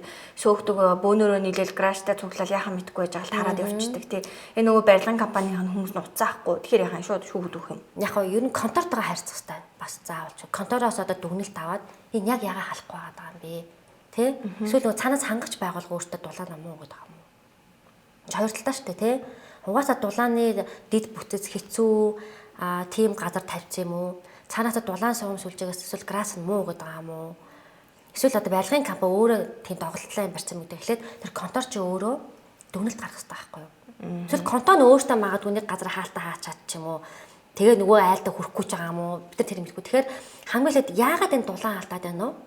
Паар нь амарсан халж байгаа хэрнээ гэр нь хүүтэн байгаад шүү. Цонхноосоос хийгээд байгаа юм уу? Ханаасаас хийгээд байгаа юм уу? Хаанаас дулаа алдаад байгаа юм гэдэгс таахгүй. Тэгвэл цонхноос нь битүү салхис хийгээд ах чинь тэр мөн ганц ардитер тэрийг дийлэхгүй шүү халааж. Мэргэжлийн хүнд асуудлаа хэлээд тэр хүн үндслээ гаргаад тэг хинт хандгаагаа шарах хэрэгтэй байхгүй. Тэгэхээр энийг чи одоо ингээм амьдарч байгаа хүмүүс нь ингээл хөөцөлтөл ямар ажил хэрэгэл болгож чадахгүй. Тэгэхээр тэр сөөх тэр контрол амар сайн хүмүүс байх хэрэгтэй. Сөөх бол зүгээр цэвэрлдэг хүн уг нь биш юм биш тий. Аюу том өөр өөрөөлтэй хүн юм биш тий. Сөөх ч ерөөсөө тэр барилгыг бүхэлд нь мэддэг хүмүүс байх хэрэгтэй байхгүй юу? Одоо тэгэхээр манайх ч бас сөөх гэхээр зүгээр орцол цэвэрхэн байгаад хогоо хайжил байвал энэ сөөх гэдэг байхгүй үгүй байхгүй. Сөөх гэдэг чинь ерөөсөө тэр барилгын компани бүх юмыг мэддэг, асуудлуудыг мэддэг, эрсдлийг хардаг. Тэгээд шаардлагатай бол оршин суугчдаа тэр талаар зөвлөгөө өгдөг, асуудлыг шийддэг байх хэрэгтэй. Тэгтээ нэг тал юм байна да. Манайхан сөөх бүгдийг хийх хэрэгтэй гэд бүх юмаа сөөх рүү чих гэдэг. Би чамаас сөөхийн 50-60 мянга төгрөг гэж байна. Чи юу ч хийсэнгүй гэд баг бүх юмаа хийх гэдэг. Үгүй байхгүй хамтарч ажиллах хэрэгтэй байхгүй. Сөөх нь нөгөө асуудлаа мэддэг, барилгын компани руу ханддаг, асуудлыг шийдвэрлэдэг юм л байх хэрэгтэй. Тэгвэл энэ жишээ ч гэсэн адилхан уу? Нөгөө айгүй өрдмөр юм сонссон байхгүй. Нэг ах ингээд таксинд явж исэн байхгүй. Тэгээд яасан гэж ах нь усанд явж байна. Тэгээд замдаа чамайг авчлаа гэд. Тэгээд би ахаа эргэн тойронд гэр хороол байхгүй байна гэсэн чинь карантинаас нь айгүй үнэтэй хороолд орсон юм байна л та. Тэгсэн чинь карантинаас нь зэвтэй ус гараад тэгээд ах нь одоо ингээм амар сайнта усаа 60 саваар зөөж штэ. Хүүхдүүдэд цэвэршүүлсэн ус уулгаад худгийн ус халааж усанд оруулж штэ. Ийм өрөвдөлтөй амьдарч штэ гэж тэр ах яриад байсан байхгүй. Хүү тийм зэвтэй ус чинь карантинаас нь гарчлаа гэхэд дахиад барилгын контороор дүнэлтээ үлдүүлээд 3 жилийн дотор барилгын компани руугаа ханд боломжтой. За ер нь бол манай энэ Улаанбаатар хотын цэвэр болон бохирын төв шугамуд угаасаа бүх зэвтэй гарна заяа. Хэр зэрэг хэмжээний зэвтэй вэ гэдэг л асуудал байхгүй юу. Тэгээ одоо ингээд нэг жил болгоно нэг ингээд газар ухаал нэг ядаргаатай хоолоо солиод байгаа. Энд чинь нөгөө бидний нөгөө нэг айл амсын соцын үеийн энэ барилгуудыг барихад хийжсэн төр төмөр одоо хоолойноо ч баггүй юу. Чинь бүгд зэврэн штэ. Эдлээ зэврэн тэгээд тэр мэдээж уснууд нь зэвтэй бас гарна. Тэгээд тэр төвийн шугам нь угаасаа бохирдолтой байхад чинь 1000 тэнд шинэ хоолоо тавиад тэр байшин байгаад нэмэртэй юу? Ямар ч нэмэргүй байхгүй юу. Тэгээ одоо зарим нэг үнэтэй барилгад бол яаж юм гэхээр төвийн шугамаасаа барилга руу орж байгаа хэсэг дээр ус цэвэршүүлснээр тавьж штэ. Тэгжиж нөгөө нэг барилга доторх хоолой чинь урт настай удаан жаргалтай болох гэдэг байхгүй юу? Тэгэхгүй тэндээс угаасаа бохирдолтой бас ирээд 1000 гişэгээ цэвэрхэн хоол руугаа цэвэрлэгдэн гэж байхгүй штэ. Тийм үстэй. Тэгэхээр наад хүний хэлж байгаа бол тийм байхгүй юу? Ерөөсөө асар бохирдолтой байгаа зэвэрч гисэн удаан хугацааны илэгдэлтэй байгаа шугам хоолой дээр дэд бүтцтэй холбогдсон бол тэгэл тэндээс зэвтэл бас гарна. Тэр энэ яг зөвхөн барилгын компани худалдаа авч хоёрын дунд биш бүр цаанаас нөгөө бодлогоор тэрийг бүтээн байгуулалтын ажилд төрөөс анхаарах хэрэгтэй юм байна. Бид нар бол одоо ингэж яриад тэрийг угаасаа гаргаж ирээ сольж чадахгүй ямар ч барилгын компанисан сольж чадахгүйгээс хойш тий. Тэгэхээр бид нар нэг одоо энэ чинь цахилгаанчтай бас байгаа байхгүй. Цахилгаанаар бид нар хангахад хэцүү болж одоо ингээд тогийн хязгаарлалт нь орж байгаа шүү дээ. Тэгээ станцууд нь дийлэхгүй ачаалаа. Тэгэхээр энийг ингээд хаашаага хот илүү төвлөрөх гээд байгаа, хаашаага илүү их барилга баригдах гээд байгаа гэдгээс ахуулаад бид нар дэд бүтцээ шийдэх хэрэгтэй байхгүй юу? Хог байна, ус байна, цахилгаан биш тэрөөсөө. Тэгээ гурван асуудалтай шүү дээ. Хог нь хүртэл асуудалтай шүү манад. Тий. Одоо ингээд шинээр орж байгаа барилгын 2 болог баригдъя л да 12 дахор. Тэгээд тэнд хогийн цэг хийх газар байхгүй. Тэгээд түүх дээр очиод ч юм уу те ингээд тухайн дүүр дээр очиод ингээд хажуу талын барилгынхаа хогтой бид ингээд хамт хогоод ингээд хаяа маад ингээд хогийн цэг хийх талбай алгах үгүй. Манай цэгээс өгөхгүй манай угаас хог багтдаггүй гэдэг. Тэгээд нөгөө хүмүүс нь хаана хайдаг вүлээ? Орсныхан гадаа. Тэгээ хаанаас шачдаг юм бэ? Тийм. Тэгэхээр хог нь хүртэл дэд бүтцэн шийдэгдээгүй. Яг нэгцэн хогийн цэг байхгүй. За тэгээд тэр хог ангил мангил бол уучлаарай. Тэр маад нэг сэтг явахгүй шүү. Зүгээр энгийн хогооч бид нар айтаага уутын те баглаад амын боогоо тэр хогийн саврыг оноод хийж чаддгүй хүмүүс юу тэгж хог мог ангилах.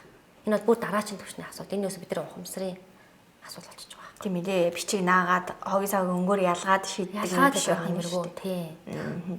За тэгвэл бүр ингээд амар төлөвлөгөөтэй байр авч байгаа хүн байл л да тий. Тэнгүү та нэг байр сонгохдоо нэг дарааллыг сонгож өгөөч. Одоо тий гадны орчноос юу вэ харах уу? Барилгын материал нь одоо ингээд бүрэн цутгамал, угсармал гэж сонсдог ч гэсэн яг үнэлгээд ямар юм би бол мэдэхгүй байхгүй. Тэгвэл ингээд Германы энэ брендийн юмнуудаар ингэсэн лифтний юм гэл. Тэнгүүд бид ч бас нэг аюул үр хөвгттэй болвол гоё тухтай орчинд амьдармаар байна шүү дээ. Тэглээгээд айхтар үнтэй одоо тэр бумын байрыг бол авч чадахгүй. Тэгэхээр зүгээр өөрөө хэрэглээнд тааруулаад барилга худалдаж авъя гэвэл юу юун дээр анхаарж иж зөв сонголтондоо мөргөлдөх вэ? За нааш аягүй чухал асуулт байна. Манайхан болохоор байр авах боломж бүрдээд нэг хэдэн дөрөв урьдчилгаатай болчихгоотаа башууд нүдэн анаал тэр өстө гоё гэдэг юм шууд найзынхаа үгээр авчдаг байхгүй юу. Тэгээ байр орно гэж өөр аягүй чухал сонголттой. Хөө энэ амьдралдаа 2-3 удаа л үл хөрөнгө өөртөө авдаг. Амьдрах зорилтоор байхгүй юу. Нэг бол анх гэр бүлтэй болоод авдаг. Хүүхдүүдтэй болоод авдаг, хүүхдүүд нь томрохоор авдаг ч юм уу те. Эсвэл одоо тодорхой хэмжээний санхүүгийн боломжтой л тэрнгууд амны орос соцор дахиж авдаг ч юм уу те. Тэгэхээр энэ 2-3 амьдралдаа хийдэг 2-3 сонголтоо бид нар зүгээр ингэ талх авж байгаа юм шиг те. Тэр гоё ихсэн зүгээр авчаа даа хамтан маадаа зүгээр авчиад байгаа.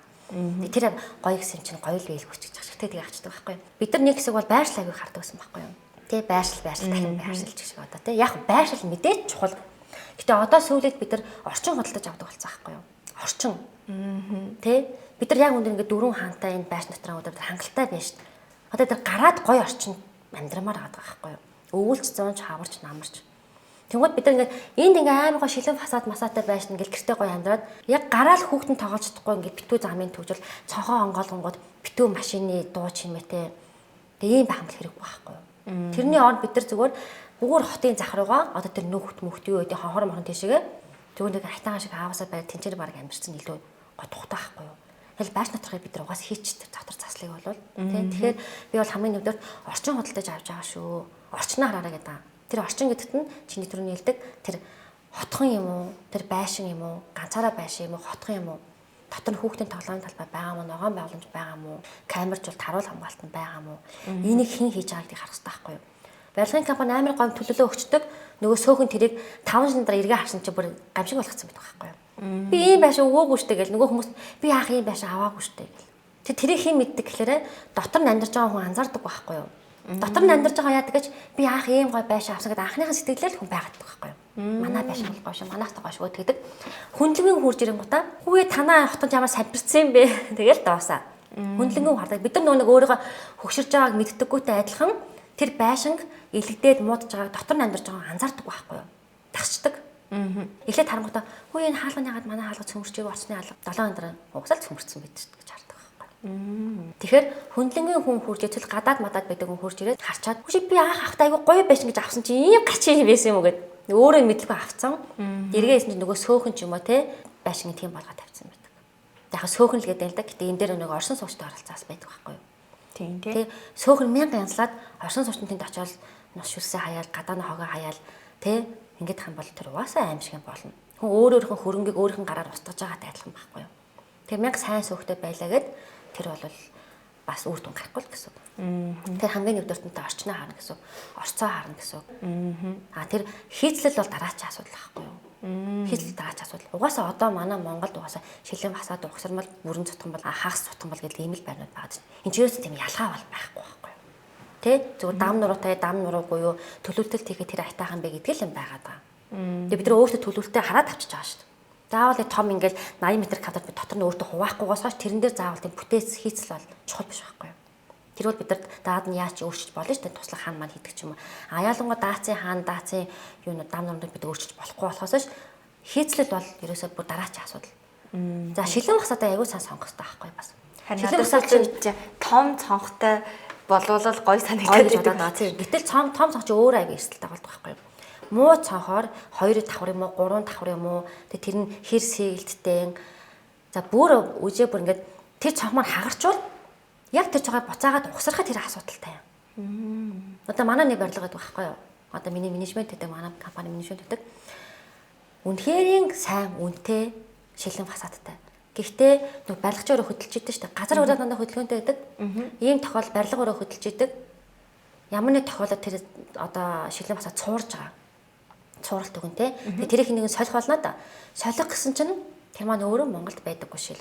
За бүр ингээд аас хоол Итали металаас 90 заяа. Тээврийн зардал. Тэгээд нэг өөрөө шилэн фасад өөрөө 7-8 сая төгрөг үнэтэй. Нэг цонхон л. Тэгээ ингээд ботхоор бид нар гой хаагтгаа бодцдог, үнтэйгээ бодцдог. Эргээд нэг ашиглалтын арт тэрэг дээр яаж сайжруулахаа гэдгийг бас боддгоо. Тэгээ зарим хүмүүс ингээд шилэн гой барилга орчдөг. Тэгээд нэг урагшаага арцсан цонхонд сууж байгаа хэдэн офис хүмүүс нүгэ хэлчих зунжангаа. Яа бүр зүгээр л ахгуурын дотор шаргадаж өгч ийн бид нар.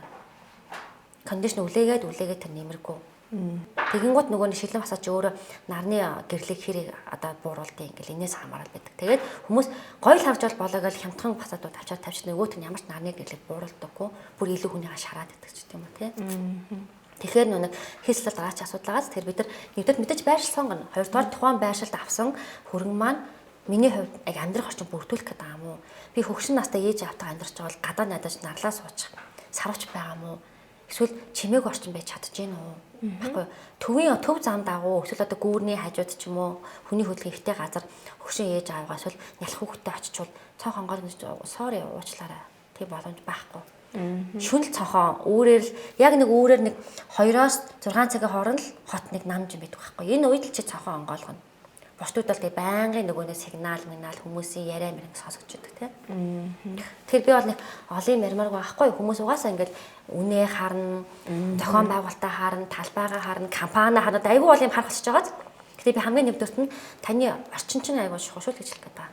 Тэгээ дараад нь тэр ажилтаа ойрхон уу, тэр сургууль цэцэрлэг бол мэдээж чинь нэг шалгуураа хангаа явна штэ. За ойрхон байна. Тэтгэн километрийн зайд би том хүүхдтэй бол хүүхд маань 2 тийм буудал хэрэг яваад хүрчих юм гэдэг бол тооцооч гэсэн үг байхгүй юу? Байр авах зөвхөн залуучуудын асуудал юм шиг айгүй хэрчлээ л да нөгөө өөрөө тулгамдж байгаа асуудал болохоор тэгэнгүүт айгүй олон жил ажиллаад хөдөлмөрлөө 50 гараа те 60-наас орчиндоо яг байрны мөнгөтэй болоод худалдаж авах цаа хүмүүс ээж болно шүү дээ те. Одоо ахмад настай гэх юм уу? Тэнгүү тэр хүмүүст ипотек гардаг юм болоо тий тэр хүмүүс ер нь голчлон юун дээр алддаг юм бол 50 гаруй настай тэгэл хүүхдүүд нь бас нэг сайн зөвлөд өгөхгүй бол өөрсдөө л нэг юмтай болъё гэж бодно шүү дээ. Гэтэ яг манай Монгол ээж аваад ихэвчлэн хүүхдүүдтэй л авч өгдөг л дээ. Гэтэ өөртөө авъя гэвэл ер нь нөхцөл байдал ямар шүү гэдэг юм бол. Одоо нааш нүг юу байдаг байхгүй юм жишээ байхгүй. Гадаадад насаар ажиллачаад тий тэгээд ингээд насны бүсэнд Монголд 50 амьдрамаар хүмүүс байгаа штэ. Чи Монголд энэ чинь өөрийнх нь төрсөн одоо их ор юм ч тий. Тэгээд зарим хэсгүүд нь мөнгө хоримтлуулсан байдаг. Ирээд шууд мөнгөөр авдаг. Монголд заяа насаараа ингээд тий ажил хөдөлмөр эрхэлчээд тэгээ мэдхгүй байргуу эсвэл аль нэг ахыхаа дүүгийнхаа эсвэл ингээд зүгээр яг тухайн үед нэг улсаас өгчээсэн нэг өрөө байртаа ч юм 2 жижиг өрөө байртаа тий. Тэгээ нөгөө байр ингээд сайжруулъя гэдэг хүмүүс байдаг байхгүй. Тэгэхээр бидэрт угаасаа зээл өгөхгүй. Танд өсрээд 10 жилийн зээл өгөн заяа 10 жилийн. Тэгэхээр за яг нэг 50% тэтгэврт гарсан эрэгтэй хүмүүс байдаг шүү дээ. Одоо цэрэг хүчний байгууллагч ордон услаж ажиллаж байгаа. Эсвэл эхнэр нь 50% тэтгэврт гараад давхар хааны газар одоо мэдгүй зөвлөх хийдэг ч юм уу цалиндаа ажил хийж байгаа тохиолдолд заастаа нэг цөөхөн тохиолдолд танд зээл гарна. Зээл гарна. Эсвэл ингэж байгаа хуучны байрнуудад амьдардаг хүмүүс байдаг байхгүй юу? Манай одоо ингээд 40 мянгатын, 220 мянгатын, 19 бүр ингээд нэг салбирсан байшин үүдтэй шүү дээ. Тэнд байгаа хүмүүс бол тэр байшинд байж гэж зөвлөмөр байгаа байхгүй юу? Тэгээ томруулах гад зарчдаг. Тэгээ яг тэр зарсан мөнгөнд нь дахиад том байр нь олддгоо. Тэгээ ингээд түрээслээд явж агаад хүүхдүүд нь түрээлчээ бид нар танд угаасаа байр авч өгнө гингод ээж аахан нөгөө байр зарсан мөнгөний юу нөгөө өсөх нь битэл ингээд алдчихдаг. Яг тийм кейс байсан байхгүй юм. Тэгэхээр би яг тухайн үед тэр байрыг авч яасан тэр байранд 40 50 жил амьдарсан хүмүүс бол дахин төлөвлөлтөнд орох нь тодорхой байраа битгий зараач. Тэнцэнэ байж агаад тэр байраа шинчлээд тэг хөрөнгөтэй болооч гэж зөвлөмөр байгаа. Одоо ингээд далтаа болсон 60 нилийн гарт даалан малтай болсон хүмүүс бол угаасаа зээл өгөхгүй. Ямар нэгэн аргаар магадгүй их хэмжээний мөнгө өөрт нь одоо байдаг хоримтлуулж исэн байх юм бол тэргээр зүгээр энгийн зээлд орж болно. Ипотекийн зээл бол аль болох дандаа залуучуудад өгнө. Яг л хугацаа нь утгахгүй юу? Та далтаа зээл аваад танд банк чи 90 хүртэл ингэ төлөө гэж 20 жилийн зээл өгөхгүй шүү дээ. Чи ядаад маргааш өгчих магадгүй байхгүй юу? Энд чинь нэг эрсдлээ өндөртөө өмсөлж байгаа байхгүй юу? Тэрнээс 20 залууд бол чи зөв тулталнаа 25 хүртэл гэл ингэ өгч ш тийм. Тэгэхээр нэг хэлэхэд байгаа санаа нь ер нь бол энгийн зээлд бол өгнө шүү. Энгийн зээлд өгч тал магадгүй таны хүү орлого өндөртэй бол таны батлан дагаад энгийн зээл авч болно. Хүү жоохон өндөр. Гэтэ надад нэг хэднэр байд юм аа. Би бас гайгүй тэтгэр авчт юм аа. Тийм. Таны 2 сая мэг авдаг хүмүүс л байд юм билээ шүү дээ тэтгэр тийм. Таны 2 сая тэтгэр авдаг. Би өөр хадгаламжиндаа нэг тэтгэн дөрөвтэй. Нэмээд манай хүү намайг ингээд батлан дагаад дандаа ингэ мөнгө өгнө. Тэгэх юм бол би ингээд энэ бариг өөр дөр авмаар гэх юм бол танд банк зээл өгнө. Гэхдээ энэ ипотек биш. Ипотек бол маш өндөр шалгууртайгаар эслээ чинь тооцож залуу тэтгэврт гарсан тохиолдолд танд зээл өгч болно. Тэрнээс яг ипотекийн журам дээр бол тэтгэврт гарсан хүн зээл өгөхгүй гэсэн заалт байхгүй. Өгөн ч гэсэн заалт байхгүй. Зүгээр цэвэр таны орлого дээр үндэслэл тэр хүн зээл өгнө гэсэн үг байхгүй. Тэгвэл энэ салбарт олон жил ажиллаж байгаа туршлагаараа харахад ингээл 20 гараал яг нэг байртаа болох хэрэгцээ ингээл төгсөж байгаа залуучууд нь шүү дээ. Тэгэл одоо ямар ч мөнгө цуглуулъя, ямар ч юмд өргүү болъё те. Эхлээл одоо банк босоос эхлээл өргүү болъё. Тэгэл нэг зээл нь хамрагдъя гэдэг бодолтой бол хүмүүс голчлон байгаа байх. Тэр хүмүүст ер нь байр авахдаа ямар дарааллаар те яаж авбал өөртөө нь ашигтай бас ачаал бага байх вэ гэдэг зөвлөгөө тавьж. Яхаа манайхан одоо байр авах гэж байгаа хүмүүс ингэж байгаа байхгүй юу? Хоёулах нь амьдардаг заяа. Одоо ингээ найз залуу найз хүүхэн хоёр байж та тий. Тэгэнгүүт тийм найд хүүхэн нөө. Тийм. Тэгэнгүүт ингэж байхгүй юу? Нэг мөсөн 3 өөр авч яддаг байхгүй юу? Нэг мөсөн 3 өөр авчид өөртөө зовоогоод байгаа байхгүй юу? Тийм аюулч орчдөг байхгүй юу? Дахиж ингээд нэг 2 өрөө авчаа тэгээ дахиж 3 мөрөг болгож жахаар нэг мөсөн 3 болгоч гэдэг байгаа байхгүй юу? Тэр хүн тэнд дандаа ингээд тэр ажлыг хийж явах юм шиг. Ажил нь солигдно, дэвшин өөр байрлал руу шилжин, хүүхэд гарна, хэд гарах уу гэдээс хамаарат дөрөвч байж болно. Бүр нарийнх юм бол тэр хүн агаарт өөр хотоос гадна чандарч болох байхгүй юу? Тэ? Тэгэхээр би бол зөвлөд байгаа нь 3 өрөө байрны 300 сая төгрөг олох гэж ингэ бүр зовж жахаар эхлээд хөрөнгөтэй болох нь чухал байхгүй юу? Тэрний оронд 2 өрөө байр хотын төвдөө часаас нэг байр авчих. Тэгээд тэнцэнэ ингээд байж байгаа дахиад тэр хүн чинь мэдээж ажил хөлбөмбөлнс залуу хүмүүс чинь дараачихын тэр хөрөнгөөрөө дараачихын хөрөнгийг аав. Тэгэхдээ магадгүй тэр нь төрөлх зорилгоор 1 2 өрөө бариаж болно. Эсвэл жихнээсээ 2 3 хүүхэд очоод 3 өрөөлөө шилжээд нөгөө 2 өрөөгөө зард юм уу, эргэлдүүлд юм уу, төрөөслөлд юм уу болох байхгүй юу? Ер нь бол хоёулаа орлоготой байгаад хол энэ бол аюул тань боломж байхгүй юу? Тэгэхээр би бол эхлээд уртаа хугацаанд амьдрахаас илүүгээр би энэ байнд 15 жил амьдрээ. 5 жилийн дараа би дахиад өөр байрлал шилжиж. Хүмүүс уйддаг байхгүй юу? Яа одоо бүр солих юмсан гэд. Угаасаа тэгдэг. Тэгээ хүүхэд нэмэгт тоолонд хүүхдэд өөрөө хэрэгтэй болдог. Ажлын байрны солигдох тоолонд нүүх шаардлага гардаг байхгүй юу? Тэгэхээр миний хэлдэг санаа тэгж амар өндөр дүн өөртөө битгий ингэж зоож тавьчаа тэрнийхээ уршлагыг бэлтгэх гэл ингээл хоёр талдаа ингээл бүр зовоол зүтгээл тий.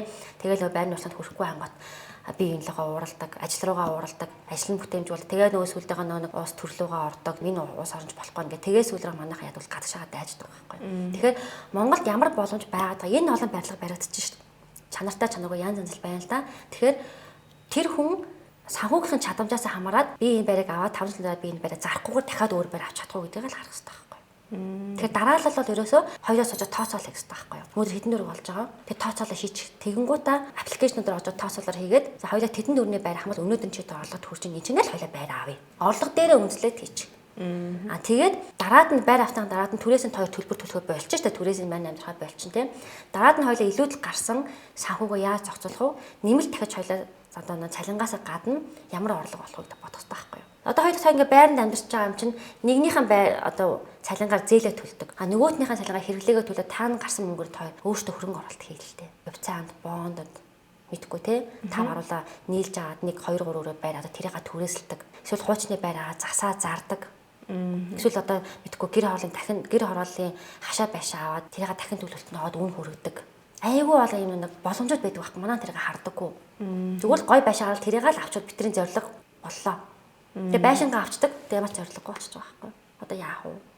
За заас байр авчин чинь энэ хойл ингээд хэрүүлэг хийж байжгаад. Тэгээд нөгөө нэг нэмэлт орцсон орлогоо зүгээр ингээд хий юмд өрөөд байгаа байхгүй юу? Байрыг л хамгийн томоор харчаад тэрнээс бусдыг огт хардаггүй байна. Тийм. Тэгэхээр олон жижигхэн ингээд зорилго тавьчих. Тэрэндээ хүрээд яваад гэж би зөвлөмөр байгаа байхгүй юу?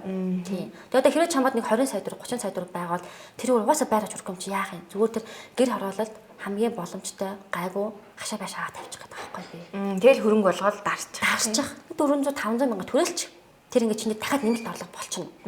Тэгээд магадгүй 10 жилийн дараа тэр орон сууц болох нь ойлгомжтой байхгүй юу? Тэгээд тэрийг дахиад үлдэн нөгөө чи яг тэрэндээ таарсан 2 өрөө байртал болооч тэ.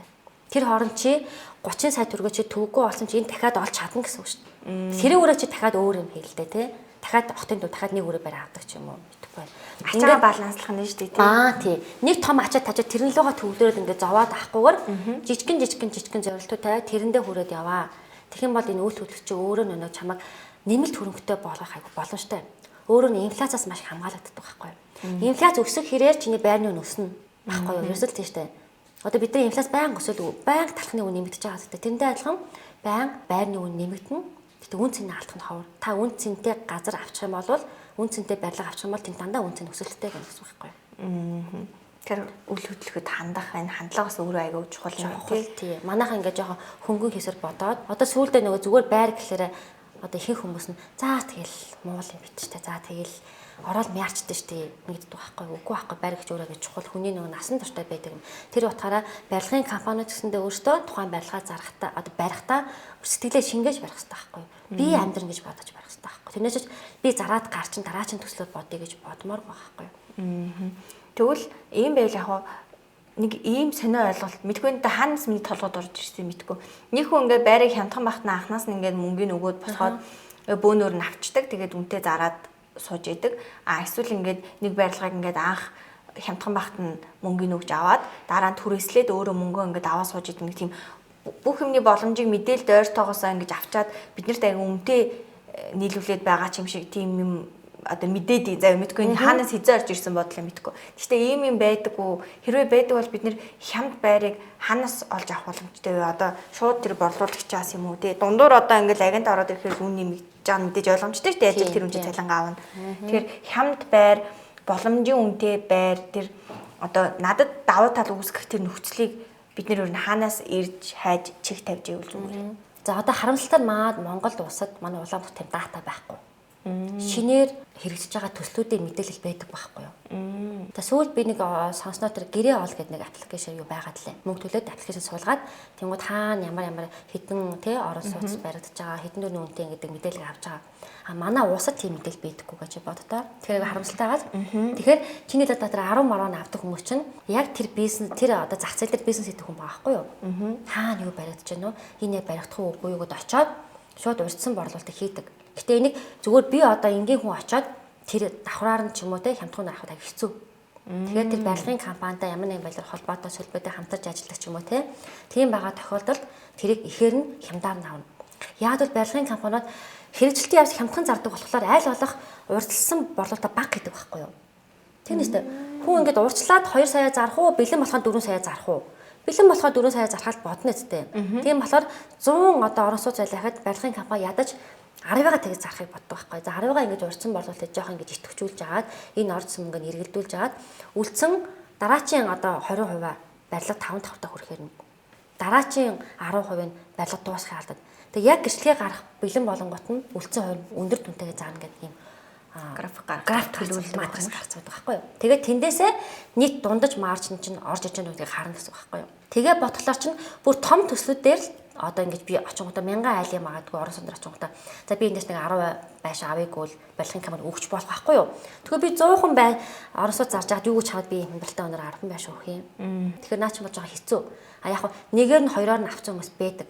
Яг тухайн мэдээлэлд ойр байгаагаас хамаарат очиод яг урдсан борлуулалт эхлээд зарагдаж байна гэд жоохон промошн яваал сейлс эхлэнгууд очиод шууд бэлэн мөнгөөр авчдаг. Тэгээ авч дарж агаад тэгээд яг ашиглалтанд оронгууд нь яг зах зээлийн хүнээр зарчиж байгаа байхгүй. Тэгэхээр бараг л нэг нугалж байгаа байхгүй юу. 2 саяар бодож авлаа. Бүр ашиглалтанд гэрчлэгээ мэлхийг аваад ингээд бэлэн болчингууд 4 саяар зараад хүн аавал гэл 2 жилийн дотор яг 50% ашигтай ажиллаж шүү дээ. Тэгэхээр энийг бол хүн болгон хийгээд байдаггүй. Энийг боломжгүй шүү. Тийм боломжгүй гэсэн үг тийм. Сүүлийн үед яагаад ч юм хүмүүс ингээд хүн дээр очиод асуухаар л тэр хүн өөрийнхөө ашиг нэмж аваад залхих гэдэг юм шиг л юм л мэдхгүй нэг орон сууцны группүүдээр байхаар бүр санаанд оромгоонууд байхаар тэгээд яагаад юу нэг мэрэгжлийн хүмүүсээс зөвлөгөө авахтай одоо чинь танд сууц гээд байдаг шүү дээ сайтууд та ингээл ингэж байраа аваарай ингэрээ гэж сууц юм ингээ пэйж дээр оруулаад байдаг шүү дээ. Тэгвэл яагаад одоо чинь тэгж зөвлөгөө авах цаг гаргаж те мөнгө гаргаж очиж зөвлөгөө авах ёстой юм. Одоо жишээ нь та надтай уулзч миний байр авах худалдаа авалтын зөвлөгөө өгснөөрөө ямар үн цэн өгч байгаа юм. Хүмүүс тэрийг одоохонд бол чухал тооцохгүй шүү дээ нэг те. Одоо наа чи хөрөнгө оруулалт тахгүй юу? Бид нар хөрөнгө оруулалт хийгээд ш тэр байрлал руу. Хэрэг одоо гадаадад олон улсад бол бүх алхам бүх процесс нь дандаа зөвлөх хүчлэгтэй байдаг байхгүй юу? Хуульчин, санхүү, зуучлал нь, барилгын компани бүгднгээс нь зөвлөгөө авдаг. Бүгднгээс нь зөвлөгөө авж агаад дүгнэлт хийгээд за би энд хөрөнгө оруулалт хийх юм гэж боддог. А тэрийг манайхан зүгээр байр худалдаж авах процесстай андуураад байгаа байхгүй юу? Та байр худалдаж авч тухайн та барилгын компанид хөрөнгө оруулалт хийгээд байгаа. Хөрөнгө өгөөд мөнгө өгөөд оронд нь та байр аваад байгаа гэсэн үг байхгүй юу? Тэгэхээр миний хэлэхэд санаа манайхан анханасаа уг суур үндсийг бид нар нэг чухалчилж авч үзэхгүй болохоор энэ байрыг авахд тэр 100 чи хэрэг юу байгаа. Тэ энэ байрыг заагаад би хуулийн зөвлөгөө авах шаардлага байгаа юм уу? Гэрээ мэрэг нуул уншаал ойлгож шин. Хизээ нэг гэрээ хэрэгждэг бэйсийн гэж маргаан гэдэг байхгүй юу? Тэ натратаа хэрэг юу байгаа натратаас юм авах шаардлага байхгүй. Надад мөнгө нь мэдээлэл байлганд баригдах л гэж боддог. Инээсээ болоод маш их хэмжээний сэтгэл санааны болон санхүүгийн цаг хугацааны хохиролд ордог байхгүй юу? Гэтэл зүгээр нэг хүнээс 100 сая төгрөг төлөөд ч юм уу те энэ байрлагыг надад судлаад өгөөч. Би энэ байрлагыг авах байхгүй юу? Энэ гэрээ хянаад өгөөч гэнэ 100 сая төгрөг өгөөд. Ингээд нэг 2-300 мянган төгрөг өөрөөсөө харамслаасаа болоод мэргэжлийн зөвлөгөө аваагүйгээсээ болоод тэнд 2-300 сая төгрөгөөр хохироод байгаа байхгүй. Тэгээ одоо манайхан нэг хохирж ийж бүр нилээ хаширж ийж за одоо тэгээ яах вэ надаас асуудаг байхгүй юу. Би сая ингээ хохирчлаа одоо яах вэ? Дараачудаа одоо яах вэ? Гэдэг байхгүй юу. Тэгэхээр ууг нь тэгж алтмаар байгаа байхгүй юу. Хэрвээ бид нар өөртөө одоо би заавал бүгдийг мэдэх албагүй. Байр хөдлөж авчаа чи заавал бүгдийг мэдэх албагүй. Уус байх боломжгүй байхгүй юу. Тийм үстэй. Тэгэхээр мэдгүй байгаа юм маань мэддэг хүнд нь даалгачих. Тэгээ тэр хүн чинь таны өмнөөс эрсдлээ чи хүлээгээд үрээд байгаа байхгүй юу. Заавал бүгдийг мэдэх албагүй шүү дээ. Тэгээд шийдрэг бол та гаргах байхгүй юу. Би заавал танд ингээд наатаас та бүгдийг наваас ямар ч эрсдэлгүй мэрсдэлгүй гэж хэлэхгүй. Эрсдлээ чинь бүгдийг хэлж өгнө. Манай зарим нэг зуучууд яадаг вэхлээрэ би энэ барыг зарах ёстой гэж боддог болохоор нөгөө байрлагын дандаа давуу тал нь яддаг байхгүй юу. Гэтэ сул тал байдаг л байхгүй юу. Бүх юм нь заавал ч нэг юм байдаг те. Тэгэхээр та энэ барыг амбал ийм давуу талтай. Гэхдээ миний харж байгаа нүдээр бас ийм сул тал байгаа шүү дээ хэлчих юм бол нөгөө чинь сүүлд нь чамаас ийм байсан би чад хэлэхгүй яасан гэж хэлэхгүй шүү. Нэр нэг ийм яриадсан шүү. Гэтэ би нэг өөрөө хүлээмжшөөр тавцсан шүү дээ. Тийм биз дээ. Энэ барь өвдөж байгаа. Тийм өвдөж байгаа сэрүүх юм шиг байлаа шүү. Гэтэ та зохион байгуулалт ийм юм гэдэг ингээ хэлшүүдний хүн донгээ бочих байхгүй юу. Заавал сэрүүх юм байна. Тэгээ өвөл сэрүүхэн байвал яах юм. Мянга гэтэ нэг сэрүүхэн байсан чад хэлэхгүй яасан гэхгүй байхгүй юу. Тэгэхээр аль аль талдаа шудраг байх хэрэгтэй байхгүй юу. Нэг нь өөрчлөгөө авж гин нөгөөт нь өөрчлөгөө өгч байгаа. Тэгээ энийг авахгүйс бодоод бид нар амар алдаад байгаа. Тэгээ мэрэгжлийн гэдэг үг чинь ерөөсөө тийм байхгүй юу. Туршлага яавал яадгийн яавал та алдахгүй байх юм яавал илүү бага алдах юм гэдэг юм танд хэл зөвлөд байгаа байхгүй юу. За одоо сүүлийн асуулт. Энэ түгээмэл хүмүүс донд биш л байна л та. Одоо жишээ нь бид нар шиг ингээл хуваараа бизнес хийж байгаа хүмүүс офисын зардал бол аюу хүнд ачаад өгөхгүй ингээл ер нь бол түрээсээ төлсөн өдрөө л амар гоё 50 байгаа. Бусад өдрүүдэд түрээсээ боддог байдаг ч юм уу тий. Тэгэнгүүт офис ингээ худалдаж авахдаа энэ бизнес эрхлэгч нар ер нь юун дээр анхаармаар юм. Одоо офис худалдаж авах зээл ер нь банкуд дээр түгээмэл байдаг уу? Яг манай одоо ихэнх офисууд дандаа түрээсээр авдаг байхгүй юу? Харин зөвхөн түрээстэй гэсэн байт юм билээ. Тийм. Яагаад гэвэл энэ байрал офис өөрсдөө барилга барихад орон сууц барилга барихаас илүү өндөр өртөгтэй байдаг байхгүй юу? Илүү өндөр өртөгтэй байдаг. Одоо чиний хэлдэр жинхэнэ шилэн фасадтай. Шат нь арай өөр, лефт нь ядаж 10-20 хүн багтахаар.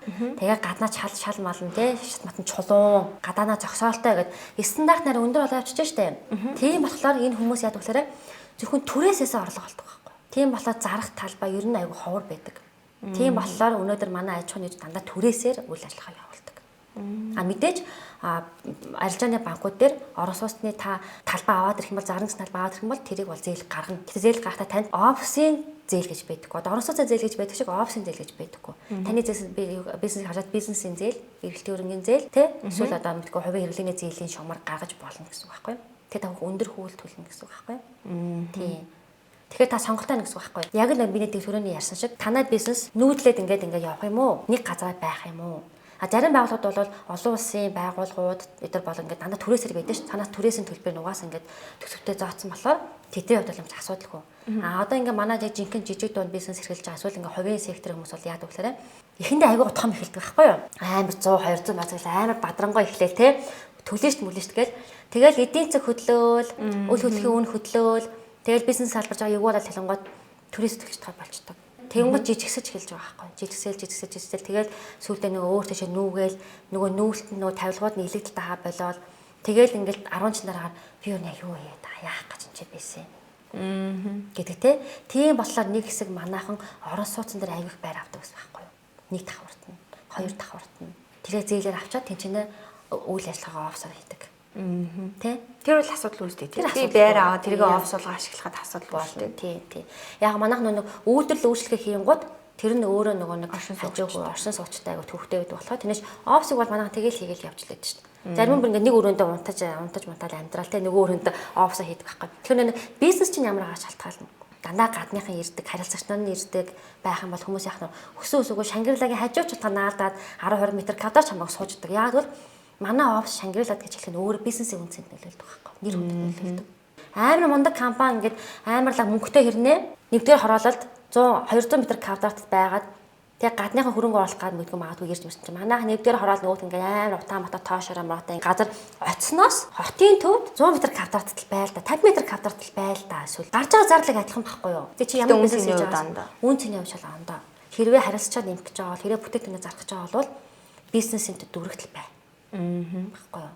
Тэр төөрөх гэж байгаа 200 м квадратыг юу хийх юм? Тэгээ одоо нэг нийт давхрын орон сууцнд үйлчлэгээний зориулалтаа гэрчлэгээ хөө болцсон болохоор шууд үйлчлэгээтэй орон сууц гэдэг санаас үйлчлэгээний офс үйлчлэгийн зориулалтаар гэрчлэгээ гардаг болсон. Энэ тохиолдолд орон сууцын зээлэн хамгаалж чадахгүй гэсэн шинэ баригдаж байгаа барилгууд дээр гэсэн байхгүй юу?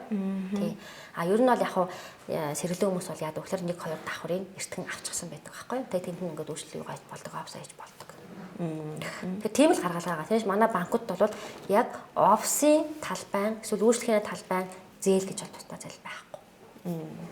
Тийм л ахaltaа. Тэгээд хүн болгон бизнесийг л офс авъя гэж бодохгүй түгээмэл биш болохоор. Тий. Тэрээс нь яг тийм зарах офсч ховор байдаг. Бараг олдохгүй дээ. Олдож байгаа нэг нь маш үнэтэй болох гэсэн үг. Тийм байна. За баярлалаа. Ямар ч амар их мэддэг боллоо. Баярлалаа. Байр авахтаа шууд ярс гүйччихэд авчихааргүй л нэрэл орчин худалдаж байгаа гэдэг л аюу үний минь. Одоо бид нар бүүнөрөө цогоон олдож чадахгүй. Шөнийн нойрон мяа өдөржингөө яарч шүү дээ. Тийм шүү дээ. Тийм. За тэгээ бид нарт үнтэй зөвлөгөө өгсөнд баярлалаа. Энэ манаас итгүүр. За тэгээ танд ажил амжилт хүсье. За та бүхэндээс ажлын амжилт хүсье.